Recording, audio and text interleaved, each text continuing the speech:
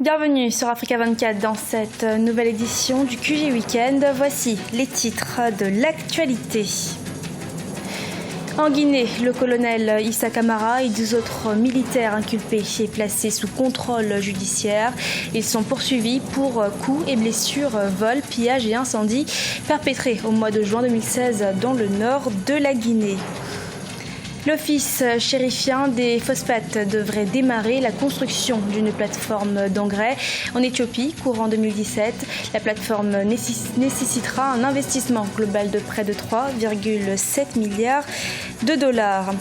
Le MENA du Niger se prépare pour le tournoi de football de l'UEMOA. Le Niger se trouve dans le groupe A, composé du Togo, du Mali et de la Côte d'Ivoire.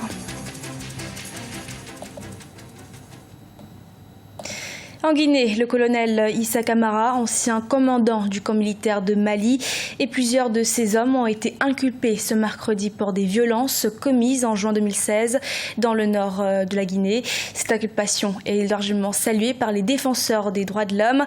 Emmanuel Milimono, notre correspondant en Guinée. Le colonel Issa Camara, entendu, inculpé et placé sous surveillance judiciaire par le tribunal militaire. L'ancien gouverneur de la région administrative de Mamou, jusqu'ici considéré comme intouchable, a finalement été rattrapé par la justice. Elle est inculpée pour coups et blessures, vols, pillages et incendies perpétrés au mois de juin dans la préfecture de Mali, située dans le nord de la Guinée. On a une longue tradition d'inculpation dans ce pays. Nous, ce qui nous plairait, c'est qu'on assiste à un jugement, que Issa Camara et son groupe soient jugés, qu'au moins qu'on mette fin à l'impunité dans notre pays.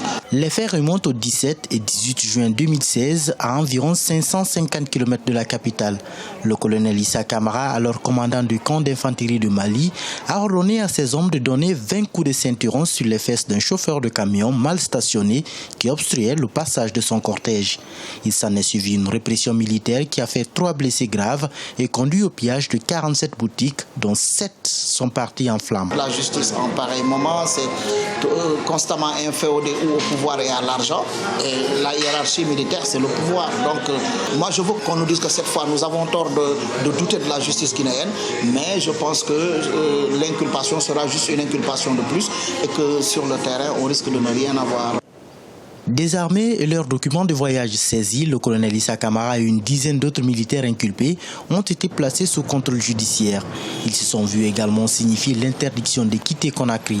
Ils doivent se présenter 2 fois par semaine devant les juges militaires chargés du dossier. En Afrique du Sud, la commission chargée de fixer les salaires dans la fonction publique a recommandé ne pas augmenter les salaires des ministres et du président Jacob Zuma pour l'année 2017. Cette mesure doit permettre d'économiser plus de 6,5 millions d'euros d'argent public dans l'année à venir. Il faut rappeler qu'une augmentation de salaire de 5% avait été accordée au président Jacob Zuma en 2015, une décision qui avait fait polémique. L'OCP construira en Éthiopie une usine d'engrais de 2,5 milliards de dollars sur 100 hectares. Ce partenariat sud-sud s'inscrit dans le cadre d'une vision commune entre le Maroc et l'Éthiopie pour le développement de l'Afrique. Diarra Ndiaye. La diplomatie économique du royaume chérifien s'active. L'Office chérifien des phosphates OCP s'apprête à mettre en œuvre un projet à hauteur de 37 milliards de dirhams en Éthiopie. Le géant des phosphates marocains et l'Éthiopie débuteront la construction d'une plateforme pour la production d'engrais dès 2017. Le projet a été lancé à l'occasion du déplacement en Éthiopie du roi Mohamed VI ce samedi 19 novembre. Ce méga projet industriel nécessitera un investissement de 2,4 milliards de dollars dans sa première phase, afin de produire 2,5 millions de tonnes par an d'engrais d'ici à 2022, ce qui rendra l'Éthiopie autosuffisante en engrais avec un potentiel à l'export. Un investissement additionnel de 1,3 milliard de dollars est prévu d'ici à 2025, pour atteindre une capacité totale de 3,8 millions de tonnes par an d'engrais pour soutenir la croissance de la demande locale. L'OCP avait mis en œuvre une stratégie d'investissement de 18 milliards de dirhams entre 2010 et 2025 afin d'augmenter sa production de phosphate et de fabrication d'engrais. Cette stratégie ambitionne d'augmenter le volume de production de phosphate de 30 millions de tonnes à l'horizon 2017 et celle des engrais de 3,5 millions de tonnes. En réalité, le bras armé et je dirais même financier du Maroc est justement l'OCP. C'est une structure qui a été restructurée ces dernières années grâce à un haut fonctionnaire, un ancien de la Banque mondiale, Mostafa Terab, qui a mené véritablement une révolution à l'intérieur de cette institution, qui aujourd'hui a bien compris que le problème numéro 1 de l'Afrique, c'est comment se nourrir demain. Une coopération sud-sud stratégique pour le Maroc. L'Éthiopie, dont la capitale Addis Abeba abrite le siège de l'Union africaine, est un acteur incontournable en Afrique, capable d'influencer la position d'un certain nombre de pays de la région sur les questions diplomatiques, en faisant de la coopération économique une base à partir de laquelle construire une normalisation diplomatique. Le Maroc met en avant toutes ses cartes afin de régler la question du Sahara, qui reste bien entendu le principal moteur de la diplomatie marocaine en général. Cette offensive diplomatique pourrait accélérer le processus de réintégration du royaume au sein de l'Union africaine. La compétition de la CAN féminine 2016 est officiellement lancée. Au programme de la première journée, la cérémonie d'ouverture qui s'est déroulée au stade Omnisport de Yaoundé. Comme match d'ouverture, le Cameroun opposé à l'Égypte et le second match, Afrique du Sud, Zimbabwe. Retour sur cette première journée avec notre envoyé spécial au Cameroun, Gaël Onana. Novembre 2016 a marqué le coup d'envoi de la 12e édition de la Coupe d'Afrique des Nations de football féminin.